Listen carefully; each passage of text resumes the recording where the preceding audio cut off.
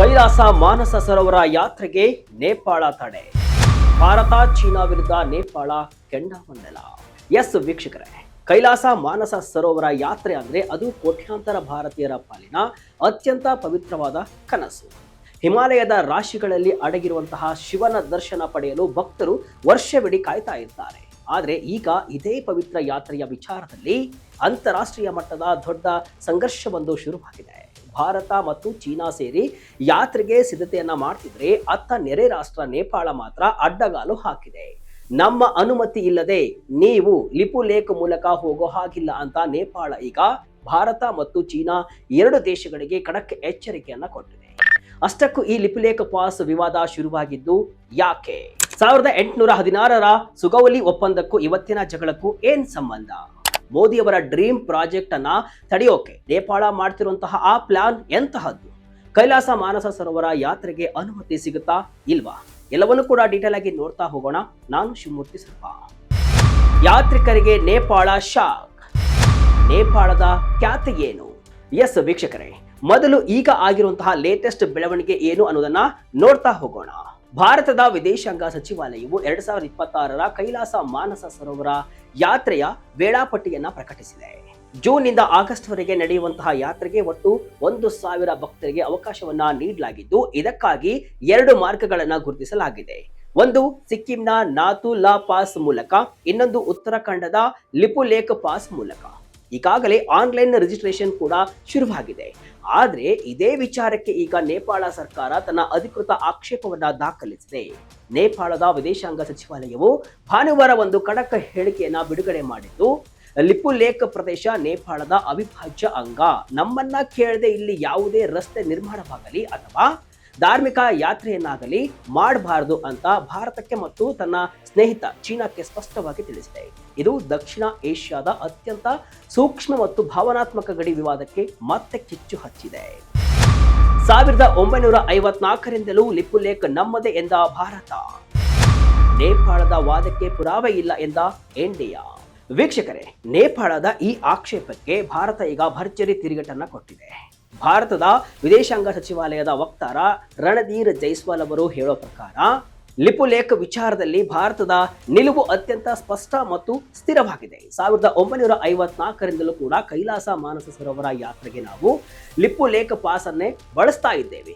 ಇದೇನು ಹೊಸ ವಿಚಾರವಲ್ಲ ಅಂತ ನೇಪಾಳದ ಬಾಯನ್ನ ಮುಚ್ಚಿಸಿದ್ದಾರೆ. ಅಷ್ಟೇ ಅಲ್ಲ, ನೇಪಾಳ ಈಗ ಮಾಡ್ತಿರುವಂತಹ ಈ ಪ್ರಾದೇಶಿಕ ಹಕ್ಕುಗಳ ವಾದಕ್ಕೆ ಯಾವುದೇ ಐತಿಹಾಸಿಕ ಪುರಾವೆಗಳು ಇಲ್ಲ. ಇದು ಕೇವಲ ಏಕಪಕ್ಷೀಯವಾಗಿ ಗಡಿ ವಿಸ್ತರಣೆ ಮಾಡಿಕೊಳ್ಳುವಂತಹ ಹುನ್ನಾರ ಅಂತ ಭಾರತ ಟೀಕಿಸಿದೆ. ಹಾಗಂತ ಭಾರತ ಬಾಗಿಲನ್ನ ಸಂಪೂರ್ಣವಾಗಿ ಮುಚ್ಚಿಲ್ಲ.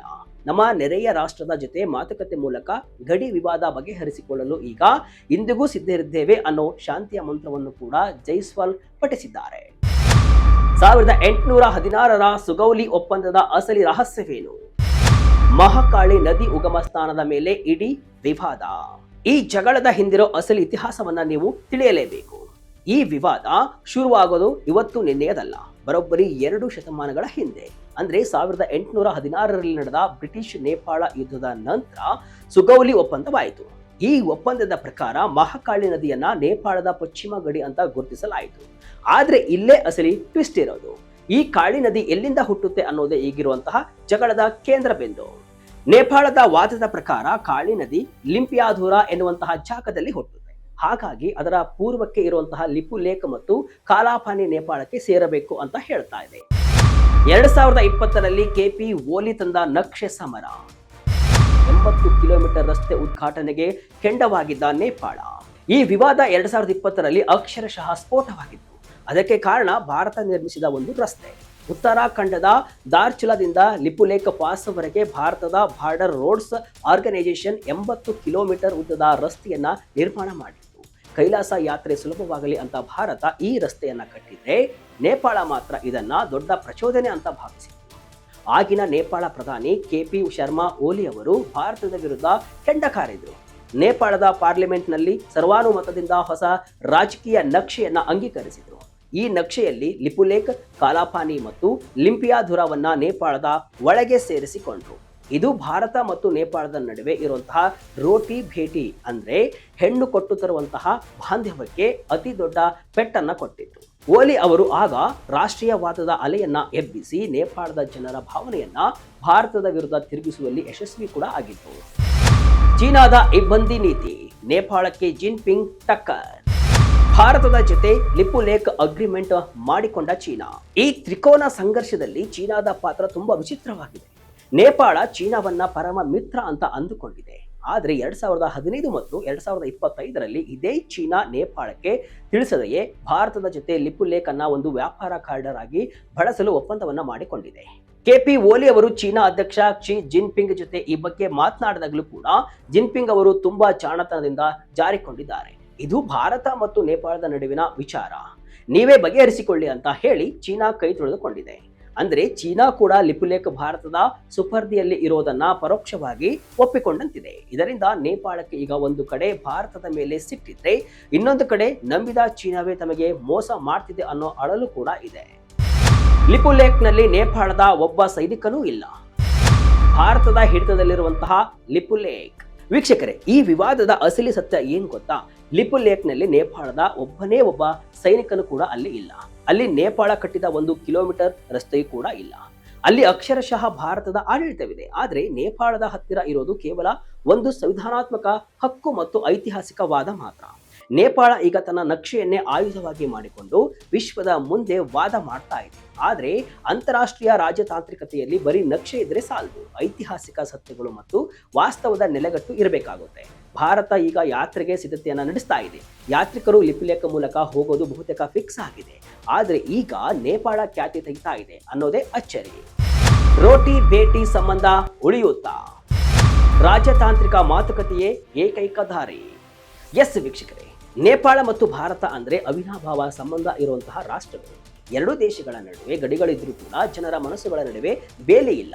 ಇಂತಹ ಪರಿಸ್ಥಿತಿಯಲ್ಲಿ ಸಣ್ಣ ಒಂದು ಗಡಿ ವಿವಾದ ಇಡೀ ಸಂಬಂಧವನ್ನ ಹಾಳು ಮಾಡಬಾರದು ಅನ್ನೋದು ಎರಡೂ ದೇಶದ ನಾಗರಿಕರ ಅಭಿಪ್ರಾಯ. ನೇಪಾಳ ಈಗ ತನ್ನ ಭಾವನಾತ್ಮಕ ವಾದವನ್ನ ಬದಿಗಿಟ್ಟು ಐತಿಹಾಸಿಕ ಸತ್ಯಗಳ ಆಧಾರದ ಮೇಲೆ ಭಾರತದ ಜೊತೆ ಮಾತನಾಡಬೇಕಾಗಿದೆ ಅನ್ನೋದು ತಜ್ಞರ ಅಭಿಪ್ರಾಯ. ಹಿಮಾಲಯದ ಈ ಶಿಖರಗಳು ಕೇವಲ ಕಲ್ಲು ಮಣ್ಣುಗಳಲ್ಲ, ಅವು ಎರಡು ದೇಶಗಳ ಸಂಸ್ಕೃತಿ ಮತ್ತು ವಿಶ್ವಾಸದ ಸಂಕೇತಗಳು ಆಗಿವೆ. ಲಿಪುಲೇಖ್ ವಿವಾದ ಸದ್ಯಕ್ಕಂತೂ ಸುಲಭವಾಗಿ ಬಗೆಹರಿಯುವಂತೆ ಕಾಣಿಸ್ತಾ ಇಲ್ಲ. ಇದರ ನಡುವೆ ಕೈಲಾಸ ಮಾನಸ ಸರೋವರ ಯಾತ್ರೆ ಏನಾಗುತ್ತೆ ಅನ್ನೋದು ಕೂಡ ಈಗ ಭಕ್ತರ ಆತಂಕವಾಗಿದೆ. ಒಟ್ಟಿನಲ್ಲಿ 2026ರ ಕೈಲಾಸ ಮಾನಸ ಸರೋವರ ಯಾತ್ರೆಗೆ ಲಿಪುಲೇಖ್ ಪಾಸ್ ಈಗ ರಣರಂಗವಾಗಿ ಬದಲಾಗಿದೆ. ಕೈಲಾಸ ಮಾನಸ ಸರೋವರ ಯಾತ್ರೆ ಎಂಬುದು ಕೇವಲ ಒಂದು ಧಾರ್ಮಿಕ ಪ್ರಯಾಣವಲ್ಲ, ಅದು ಲಕ್ಷಾಂತರ ಭಾರತೀಯರ ಅಚಲ ನಂಬಿಕೆ ಮತ್ತು ಸಂಸ್ಕೃತಿಯ ಭಾಗ. ಆದರೆ ಲಿಪುಲೇಖ್ ಪಾಸ್ ವಿಚಾರದಲ್ಲಿ ಎದ್ದಿರುವಂತಹ ಈ ರಾಜತಾಂತ್ರಿಕ ಸಂಘರ್ಷವು ಭಕ್ತರಲ್ಲಿ ಒಂದು ರೀತಿಯಾದಂತಹ ಆತಂಕವನ್ನು ಮೂಡಿಸಿದೆ. ಭಾರತ ಮತ್ತು ನೇಪಾಳದ ನಡುವಿನ ರೋಟಿ ಭೇಟಿ ಸಂಬಂಧವು ಕೂಡ ಅತ್ಯಂತ ಪುರಾತನವಾದದ್ದು. ಗಡಿ ವಿವಾದಗಳು ಈ ಐತಿಹಾಸಿಕ ಬಾಂಧವ್ಯವನ್ನ ಕುಂದಿಸಬಾರದು. ಚೀನಾದ ಇಬ್ಬಂದಿ ನೀತಿ ಮತ್ತು ಪ್ರಾದೇಶಿಕ ಹಿತಾಸಕ್ತಿಗಳ ನಡುವೆ ಭಾರತ ಮತ್ತು ನೇಪಾಳದ ಸಂಬಂಧಗಳು ಸಮನ್ವಯಗೊಳ್ಳುವುದು ಇಂದಿನ ಅನಿವಾರ್ಯತೆ. ಸದ್ಯಕ್ಕೆ ಲಿಪುಲೇಖ್ ವಿವಾದವು ಹಿಮಾಲಯದ ಹಿಮದಷ್ಟೇ ಜಟಿಲವಾಗಿ ಕಂಡರೂ ಕೂಡ ರಾಜತಾಂತ್ರಿಕ ಮಾತುಕತೆ ಮತ್ತು ಐತಿಹಾಸಿಕ ಸತ್ಯಗಳ ಆಧಾರದ ಮೇಲೆ ಸೌಹಾರ್ದಯುತ ಪರಿಹಾರ ಕಂಡುಕೊಳ್ಳುವುದು ಕೂಡ ಎರಡೂ ರಾಷ್ಟ್ರಗಳ ಮುಂದಿರುವಂತಹ ಹಾದಿಯಾಗಿದೆ. ಅಂತಿಮವಾಗಿ ಶಿವನ ದರ್ಶನದ ಹಾದಿಯು ಯಾವುದೇ ಅಡೆತಡೆಗಳು ಇಲ್ಲದೆ ಸಾಗಲಿ ಅನ್ನೋದೇ ಪ್ರತಿಯೊಬ್ಬ ಭಕ್ತನ ಆಶಯವಾಗಿದೆ. ಇದಿಷ್ಟು ಇವತ್ತಿನ ವಿಶೇಷ. ಇದೇ ರೀತಿಯ ಹಲವು ವಿಶ್ಲೇಷಣೆ ಮಾಹಿತಿ ಅಷ್ಟೇ ಅಲ್ಲ, ಮನರಂಜನೆಯ ವಿಡಿಯೋಗಳಿಗಾಗಿ ವಿಜಯ ಕರ್ನಾಟಕ ವೆಬ್ಸೈಟ್, ಫೇಸ್ಬುಕ್ ಹಾಗೂ ಯೂಟ್ಯೂಬ್ ಪೇಜ್ ಅನ್ನು ಫಾಲೋ ಮಾಡಿ. ಧನ್ಯವಾದಗಳು.